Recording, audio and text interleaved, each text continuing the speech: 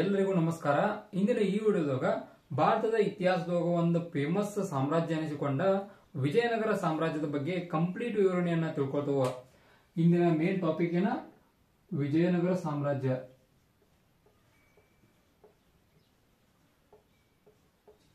ವಿಜಯನಗರ ಸಾಮ್ರಾಜ್ಯ ಈ ವಿಜಯನಗರ ಸಾಮ್ರಾಜ್ಯದ ಬಗ್ಗೆ ಕಂಪ್ಲೀಟ್ ವಿವರಣೆಯನ್ನ ಇಂದಿನ ಈ ವಿಡಿಯೋದಾಗ ನಾವು ತಿಳ್ಕೊತೇವೆ. ಮೊದಲನೇದಾಗಿ ತಿಳ್ಕೊಳ್ಳೋಣ, ಈ ವಿಜಯನಗರ ಸಾಮ್ರಾಜ್ಯದ ಸ್ಥಾಪಕರು ಯಾರ ಮತ್ತು ಯಾವಾಗ ಈ ವಿಜಯನಗರ ಸಾಮ್ರಾಜ್ಯ ಸ್ಥಾಪನೆ ಆಯಿತು ಮತ್ತು ಯಾವ ಕಾರಣಕ್ಕೆ ಇದಿಷ್ಟು ಮಟ್ಟಿಗೆ ಅಭಿವೃದ್ಧಿಯನ್ನು ಹೊಂದಿತು ಅನ್ನೋ ಎಲ್ಲ ವಿಷಯಗಳನ್ನ ಚರ್ಚಿಸೋಣ. ಮೊದಲನೇದಾಗಿ ತಿಳ್ಕೊಳ್ಳೋದಾದ್ರೆ ವಿಜಯನಗರ ಸಾಮ್ರಾಜ್ಯದ ಸ್ಥಾಪಕ ಯಾರು ಅಂದ್ರೆ ಸ್ಥಾಪಕರು ಹಕ್ಕ ಮತ್ತು ಬುಕ್ಕ. ಹಕ್ಕ ಬುಕ್ಕರು ಈ ವಿಜಯನಗರ ಸಾಮ್ರಾಜ್ಯವನ್ನ ಸ್ಥಾಪನೆ ಮಾಡ್ತಾರ. ಈ ವಿಜಯನಗರ ಸಾಮ್ರಾಜ್ಯವನ್ನು ಯಾವಾಗ ಸ್ಥಾಪನೆ ಮಾಡ್ತಾರೆ ಇವರ? ಅದ ಕ್ರಿಸ್ತ ಶಕ 1336ರೊಳಗ. ಕ್ರಿಸ್ತ ಶಕ 1336ರೊಳಗ ಹಕ್ಕ ಬುಕ್ಕ ಅವರ ವಿಜಯನಗರ ಸಾಮ್ರಾಜ್ಯವನ್ನ ಸ್ಥಾಪನೆ ಮಾಡ್ತಾರ. ಆನಂತರ ಈ ಸಾಮ್ರಾಜ್ಯದ ಅವನತಿ ಯಾವಾಗ ಆಕೈತೆ ಅಂದ್ರ, ಇಲ್ಲಿಂದ ಸ್ಟಾರ್ಟ್ ಆದ ಈ ಸಾಮ್ರಾಜ್ಯ ಕ್ರಿಸ್ತ ಶಕ 1646ರವರೆಗೆ, ಸುಮಾರು 1646ರವರೆಗೆ ಈ ಸಾಮ್ರಾಜ್ಯ ಒಂದು ಅಜರಾಮರ ಸಾಮ್ರಾಜ್ಯವಾಗಿ ಉಳಿದಿತ್ತು. ಆನಂತರ ಮುಂದೆ ಏನಾಕೈತೆ ಅಂದ್ರ ಅರವಿಡು ವಂಶ, ಇಂದ ವಿಜಯನಗರ ಸಾಮ್ರಾಜ್ಯದಾಗ ಅರವಿಡು ವಂಶದ ರಾಜರುಗಳ ಆಳ್ವಿಕೆ ಬರ್ತಾರೋ. ಆನಂತರ ಅವರೊಳಗ ಒಂದಷ್ಟು ಕಲಹಗಳು ಏರ್ಪಟ್ಟ ವಿಜಯನಗರ ಸಾಮ್ರಾಜ್ಯ ಅಂತ್ಯಕ್ಕೆ ಕಾರಣ ಆಕೈತಿ. ಆನಂತರ ಈ ವಿಜಯನಗರ ಸಾಮ್ರಾಜ್ಯದ ಒಂದಷ್ಟು ವಂಶಗಳು ಅಂದ್ರ, ಈ ವಿಜಯನಗರ ಸಾಮ್ರಾಜ್ಯ ಅಂದ್ರ ಒಂದ ವಂಶದ ರಾಜರುಗಳು ಈ ವಿಜಯನಗರ ಸಾಮ್ರಾಜ್ಯವನ್ನು ಆಳಿಲ್ಲ, ಬದಲಿಗೆ 4 ವಂಶದ ಸಾಮ್ರಾಜ್ಯರ ಈ ವಿಜಯನಗರ ಸಾಮ್ರಾಜ್ಯವನ್ನು ಆಳ್ತಾರ. ಅವ್ರು ಯಾರ್ಯಾರಂದ್ರ, ಮೊದಲನೆಯ ಒಂದು ಸಂತತಿ ಅಂತ ಹೇಳ್ಬೋದು ವಂಶ, ಅದ ಸಂಗಮ ವಂಶ. ಸಂಗಮ ವಂಶ. ಆನಂತರ ಎರಡನೆಯ ಒಂದು ವಂಶ ಸಾಳುವ ವಂಶ. ಆನಂತರ ಮೂರನೆಯದ್ದ ತುಳು. ನಾಲ್ಕನೇದ್ದ ಅರವಿಡು. ಈ 4 ವಂಶದ ರಾಜರುಗಳ ಈ ವಿಜಯನಗರ ಸಾಮ್ರಾಜ್ಯವನ್ನ ಆಳ್ತಾರ. ಆನಂತರ ಈಗ ನಾವು ಸಂಗಮ ವಂಶದ ಆಡಳಿತದ ಬಗ್ಗೆ ತಿಳ್ಕೊಳ್ಳೋಣ. ಮೊದಲನೇದ ಸಂಗಮ ವಂಶ. ಈ ವಿಜಯನಗರ ಸಾಮ್ರಾಜ್ಯದಾಗ ಬರುವಂತ ಒಂದು ಮೊದಲನೇ ವಂಶ ಸಂಗಮ ವಂಶ ಆಗೈತಿ. ಆದ್ದರಿಂದ ಸಂಗಮ ವಂಶದ ಬಗ್ಗೆ ತಿಳ್ಕೊಳ್ಳೋಣ. ಅದಕ್ಕಿಂತ ಮೊದಲ ಇನ್ನೊಂದು ಇಂಪಾರ್ಟೆಂಟ್ ಪ್ರಶ್ನೆ ಐತಿ. ಅದೇನಪ್ಪಾ ಅಂದ್ರ, ಈ ವಿಜಯನಗರ ಸಾಮ್ರಾಜ್ಯವನ್ನ ಎಲ್ಲಿ ಸ್ಥಾಪನೆ ಮಾಡ್ತಾರೋ ಅನ್ನೋದು ಇಂಪಾರ್ಟೆಂಟ್ ಆಗೈತಿ. ಅದ ತುಂಗಭದ್ರಾ ನದಿಯ ದಕ್ಷಿಣ ದಡದ ಮೇಲೆ. ಎಲ್ಲ ದಕ್ಷಿಣ ದಡದ ಮೇಲೆ ಅಂದ್ರೆ ಈ ತುಂಗಭದ್ರಾ ದಕ್ಷಿಣ ದಡದ ಮೇಲೆ ಏನೈತ್ ಮೊದಲ? ಅದ ಹಂಪಿ. ತುಂಗಭದ್ರಾ ನದಿಯ ದಕ್ಷಿಣ ದಡದ ಮೇಲೆ ಇದ್ದ ಒಂದು ನಗರ ಅಂದ್ರ ಅದ ಹಂಪಿ.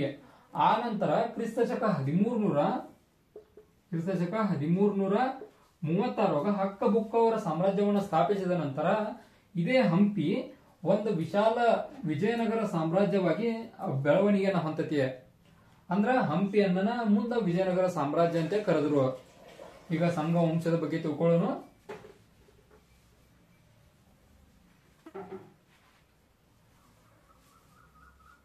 ಸಂಗಮ ವಂಶ.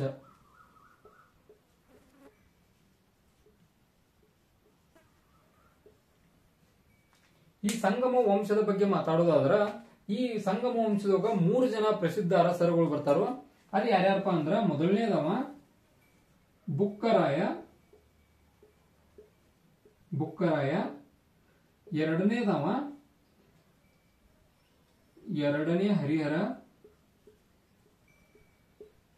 ಹರಿಹರ.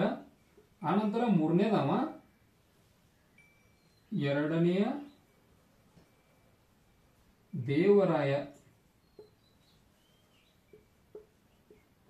ಈ ಎರಡನೇ ದೇವರಾಯನ ನೆನಪಿಟ್ಕೋರಿ, ಇಂಪಾರ್ಟೆಂಟ್ ಹಾಕೊಂಡು ಮುಂದೆ ಬಗ್ಗೆ ಹೇಳ್ತಾನು. ಈಗ ಬುಕ್ಕರಾಯ, ಈ ಬುಕ್ಕರಾಯ ಯಾವಾಗ ಆಳ್ವಿಕೆಗೆ ಬರ್ತಾನೋ, ಈ ಸಂಗಮ ವಂಶ ಸ್ಟಾರ್ಟ್ ಆಗಿದ್ದೆಲ್ಲಿಂದ 1336ರಿಂದ 1486ರವರೆಗೆ ಈ ಸಂಗಮ ವಂಶದವರ ಆಳ್ವಿಕೆನ ನಡೆಸ್ತಾರೋ. ಈ ಬುಕ್ಕರಾಯ ಯಾರಪ್ಪ ಅಂದ್ರ ಒಬ್ಬ ಈ ಸಂಗಮ ವಂಶದ ಒಬ್ಬ ಫೇಮಸ್ ಅರಸ ಆಯ್ತ. ಈತ ಏನೇನ್ ಮಾಡಿದಾನಂದ್ರ ಸುಮಾರು 26 ರಾಜ್ಯಗಳೊಳಗ, ಅಂದ್ರ ಈ ವಿಜಯನಗರ ಸಾಮ್ರಾಜ್ಯದೊಳಗ ಏನು ರಾಜ್ಯಗಳಿದ್ವಲ್ಲ ಅದ್ರೊಳಗೆ 26 ರಾಜ್ಯೊಳಗ ಸಂತೆಯನ್ನ ಸ್ಟಾರ್ಟ್ ಮಾಡ್ತಾನೆ. ನೀವು ಸಂತೆಯನ್ನು ಸ್ಟಾರ್ಟ್ ಮಾಡಿದ ಒಬ್ಬ ಅರಸ ಅಂದ್ರ ಅದ ಬುಕ್ಕರಾಯ. ಆನಂತರ ಈ ಬುಕ್ಕರಾಯನ ಮಗನ 2ನೇ ಹರಿಹರ. ಇವ್ಯಾರ ಬುಕ್ಕರಾಯನ ಮಗ, ಬುಕ್ಕರಾಯನ ಮಗ. ಈತ ಕೂಡ ಒಬ್ಬ ಪ್ರಸಿದ್ಧ ಅರಸ ಆಗಿದ್ದ. ಈತನು ಕೂಡ ಒಂದಷ್ಟು ಯುದ್ಧಗಳನ್ನ ಮಾಡ್ತಾನ, ಯುದ್ಧದ ವಿಜಯಶಾಲಿಯ ಕೂಡ ಆಗ್ತಾನ. ಆನಂತರ ಇವರಿಬ್ಬರ ನಂತರ ಒಬ್ಬ ಫೇಮಸ್ ಅರಸ ಅಂದ್ರ ಅದ 2ನೇ ದೇವರಾಯ, ಅಥವಾ ಈತನಿಗೆನ ಪ್ರೌಢ ದೇವರಾಯ. ಪ್ರೌಢ ದೇವರಾಯ, 2ನೇ ದೇವರಾಯ ಅಥವಾ ಪ್ರೌಢ ದೇವರಾಯ ಅಂತ ಯಾರು ಕರೀತಾರೋ. ಈತ 2 ಸೇಮನ. 2ನೇ ದೇವರಾಯ ಅಂದ್ರು ಒಂದ, ಅಥವಾ ಪ್ರೌಢ ದೇವರಾಯ ಅಂದ್ರು ಒಂದ. ಈ ಪ್ರೌಢ ದೇವರಾಯ ಸಂಗಮ ವಂಶದ ಅತ್ಯಂತ ಶ್ರೇಷ್ಠ ಅರಸ. ನಿಮಗ್ ಕ್ವಶನ್ ಬರ್ಬೋದು, ಸಂಗಮ ವಂಶದ ಶ್ರೇಷ್ಠ ಅರಸ ಯಾರಂದ್ರ ಅದ ಪ್ರೌಢ ದೇವರಾಯ. ಶ್ರೇಷ್ಠ ಅರಸ, ಸಂಗಮ ವಂಶದ ಶ್ರೇಷ್ಠ ಅರಸ ಯಾರಂದ ಕೇರ ಅದ 2ನೇ ದೇವರಾಯ ಅಂದ್ರ ಪ್ರೌಢ ದೇವರಾಯ. ಇದು ಮುಂದೆ ಈ ವಂಶ ಹೆಂಗ್ ನಾಶ ಆಕೈತೆ ಅಂದ್ರ ಕ್ರಿಸ್ತ ಶಕ 1436 1446 ಪ್ರೌಢ ದೇವರ ಏನಿರ್ತದಲ್ಲ ಮರಣ ಹೊಂದಿದ. ಕ್ರಿಸ್ತ ಶಕ 1446 ಪ್ರೌಢ ದೇವರಾಯನ ಮರಣದ ನಂತರ ಈ ಸಂಗಮ ವಂಶದ ಮುಂದಿನ ಅರಸರುಗಳು ದುರ್ಬಲರಾಗಿದ್ದರು. ಆದ ಕಾರಣಕ್ಕ ಈ ವಂಶ ಇಲ್ಲಿಗೆ ಕೊನೆಗೊಳ್ತೈತಿ. ಆನಂತರ ಸಂಗಮ ವಂಶದ ಮುಂದಿನ ವಂಶ ಸಾಳುವ. ಆ ಸಾಳುವ ವಂಶದ ಬಗ್ಗೆ ಏನು ಅತಿ ಹೆಚ್ಚು ಉಲ್ಲೇಖ ಇಲ್ಲ, ಆದ್ದರಿಂದ ಸಾಳುವ ವಂಶದ ಬಗ್ಗೆ ಏನು ಮಾತಾಡೋದು ಬೇಡ. ನಂತರದ ವಂಶ ತುಳುವ ವಂಶದ ಬಗ್ಗೆ ತಿಳ್ಕೊಳ್ಳೋಣ ನಾವು. ತುಳುವ ವಂಶ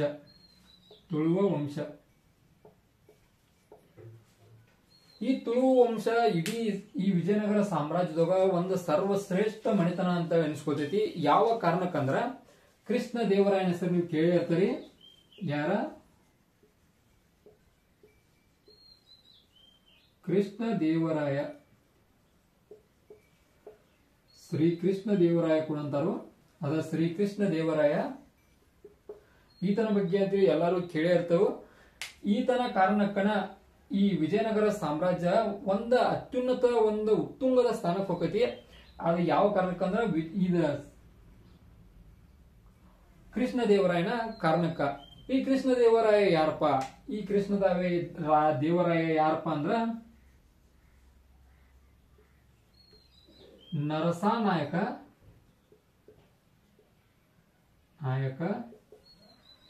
ಮತ್ತು 2ನೇ ಸತಿ ನಾಗಲಾಂಬಿಕೆಯ ಪುತ್ರ. ಕೃಷ್ಣ ದೇವರಾಯ ಯಾರ? ಕೃಷ್ಣ ದೇವರಾಯನ ತಂದೆ ಹೆಸರು ಕೇಳಿ ನೆನಪಿಟ್ಕೋರಿ, ನರಸಾನಾಯಕ. ಇಂಪಾರ್ಟೆಂಟ್ ಆಕೈತಿ. ಆನಂತರ ತಾಯಿ ಹೆಸರ ನಾಗಲಾಂಬಿಕೆ, 2ನೇ ಸತಿ ನಾಗಲಾಂಬಿಕೆ. ಇದ ತಂದೆ ತಾಯಿ ಹೆಸರು. ತಂದೆ ನರಸಾನಾಯಕ, ತಾಯಿ ನಾಗಲಾಂಬಿಕೆ. ಇವರಿಬ್ಬರ ಪುತ್ರನ ಶ್ರೀಕೃಷ್ಣ ದೇವರಾಯ. ಈ ಶ್ರೀಕೃಷ್ಣ ದೇವರಾಯನ ಅನೇಕ ಇತಿಹಾಸಗಳು ನಾವು ಕೇಳಿದೆವು. ಅನೇಕ ಮಹಾನ್ ಯುದ್ಧಗಳು. ಉದಾಹರಣೆಗೆ ಉದಯಪುರ ಕೋಟೆಯನ್ನ ವಶಪಡಿಸಿಕೊಳ್ತಾನೋ, ಅದರ ಫೇಮಸ್ ಉದಯಪುರ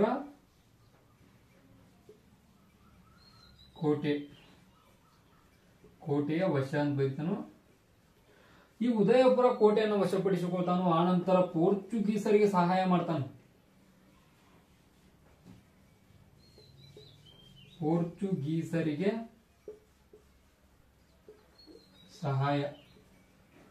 ಪೋರ್ಚುಗೀಸರಿಗೆ ಸಹಾಯ ಮಾಡ್ತಾನು. ಯಾವ ಕಾರಣಕ್ಕಂದ್ರ ಗೋವಾವನ್ನ ಇವರ ಹೊತೋಟಿಗೆ ಇಟ್ಕೋಬೇಕಾದ್ರ ಅದಕ್ಕ ಪ್ರಮುಖ ಕಾರಣನ ಶ್ರೀಕೃಷ್ಣ ದೇವರಾಯ. ಯಾವ ಕಾರಣಕ್ಕಂದ್ರ ಶ್ರೀಕೃಷ್ಣ ದೇವರಾಯ ಈ ಪೋರ್ಚುಗೀಸರಿಗೆ ಅನೇಕ ರೀತಿಯ ಒಳಗ ಅಂದ್ರ ಸೈನಿಕ ಸಹಾಯ ಆಗ್ಲಿ, ಆರ್ಥಿಕ ಸಹಾಯ ಆಗ್ಲಿ, ಎಲ್ಲಾ ಕಡೆಯಿಂದ ಸಹಾಯ ಮಾಡ್ತಾನೋ. ಆದ ಕಾರಣಕ್ಕ ಪೋರ್ಚುಗೀಸರ ಗೋವಾವನ್ನು ತಮ್ಮ ಹಿಡಿದು ಇಟ್ಕೋತಾರ. ಆನಂತರ ಮುಂದ ಈತ ಕೇವಲ ಒಬ್ಬ ರಾಜ ಅಷ್ಟ ಅಲ್ಲ, ಈತ ಒಬ್ಬ ಕವಿ ಕೂಡ ಆಗಿದ್ದ. ಏನ ಕವಿಯು ಕೂಡ ಈತ ಆಗಿದ್ದ. ಇದು ಕೂಡ ಇಂಪಾರ್ಟೆಂಟ್ ಆಗೈತಿ. ಒಬ್ಬ ವಿಜಯನಗರ ಸಾಮ್ರಾಜ್ಯದ ಅರಸರಲ್ಲಿ ಕವಿಯು ಮತ್ತು ರಾಜನಾದ ಒಬ್ಬ ವ್ಯಕ್ತಿ ಅಂದ್ರ ಅದ ಶ್ರೀಕೃಷ್ಣ ದೇವರಾಯ ಅನ್ನೋದು ನೆನಪಿಟ್ಕೋರಿ, ಇಂಪಾರ್ಟೆಂಟ್ ಆಕೈತಿ. ಆನಂತರ ತುಳು ವಂಶದ ನಾಶ ಹೆಂಗ ಆಕೈತಿ ಅಂದ್ರ ಈ ಕೃಷ್ಣ ದೇವರಾಯನ ಮರಣದ ನಂತರ ಮುಂದೆ ಬಂದಂತ ಅರಸರುಗಳೆಲ್ಲ ಅವರೆಲ್ಲ ದುರ್ಬಲರಾಗಿದ್ದ ಕಾರಣ ತುಳು ವಂಶ ನಾಶಕ್ಕೆ ಕಾರಣ ಮುಂದೆ ಬಂದ ದುರ್ಬಲರ ಅರಸಗಳು, ಮುಂದೆ ಬಂದ ದುರ್ಬಲ ಅರಸರುಗಳು. ಆ ಕಾರಣಕ್ಕ ಇದು ನಾಶ ಆಕೈತಿ. ಆನಂತರ ಅರವಿಡು ವಂಶವನ್ನ ಸ್ಟಾರ್ಟ್ ಆಕೈತಿ. ಅರವಿಡು ವಂಶದ ಕೂಡ ಅತ್ಯಂತ ಬಲಿಷ್ಠ ಅರಸರುಗಳು ಇಲ್ಲದೇ ಇರುವ ಕಾರಣ ಈ ವಿಜಯನಗರ ಸಾಮ್ರಾಜ್ಯ ಯಾವಾಗ ಅವನತಿ ಆಕೈತಿ ಅಂದ್ರ 1646 ವಿಜಯನಗರ ಸಾಮ್ರಾಜ್ಯ ಅನ್ನೋದ ಅವನತಿಯನ್ನ ಹೊಂದತಿ. ಈ ರೀತಿಯಾಗಿ ಇಡೀ ಭರತ ಕಂಡ ಅತ್ಯಂತ ಶ್ರೇಷ್ಠ ಒಂದು ಸಾಮ್ರಾಜ್ಯ ಅಂತೇಳಿ ವಿಜಯನಗರ ಸಾಮ್ರಾಜ್ಯ ಅನಿಸಿಕೊಳ್ತೈತಿ. ವಿಜಯನಗರ ಸಾಮ್ರಾಜ್ಯದ ಬಗ್ಗೆ ಕಂಪ್ಲೀಟ್ ವಿವರಣೆ ನಾನು ನಿಮ್ಗೆ ಕೊಟ್ಟನು. ಇದಾಗಿತ್ತು ವಿಜಯನಗರ ಸಾಮ್ರಾಜ್ಯದ ಕಂಪ್ಲೀಟ್ ವಿವರಣೆ. ಈ ವಿಡಿಯೋ ಇಷ್ಟ ಆದ್ರೆ ಲೈಕ್ ಕೊಡೋದು ಮರಿಬೇಡ್ರಿ. ಮತ್ತ ಈ ವಿಡಿಯೋ ಇಷ್ಟ ಆಗಿ ನಿಮ್ಗೇನ್ರ ಇದೇ ರೀತಿ ಇನ್ಫಾರ್ಮೇಟಿವ್ ವಿಡಿಯೋಗಳು ಬೇಕಾಗಿದ್ರೆ ಚಾನಲ್ ಸಬ್ಸ್ಕ್ರೈಬ್ ಮಾಡ್ಕೊಂಡು ನಮ್ಗೆ ಸಪೋರ್ಟ್ ಮಾಡೋದನ್ನ ಮರಿಬೇಡ್ರಿ. ಮುಂದಿನ ವಿಡಿಯೋ ಸಿಗ್ತಾನೋ, ಅಲ್ಲಿವರೆಗೂ ಆಸ್ ಯೂಶುವಲ್ ಬಾಯ್.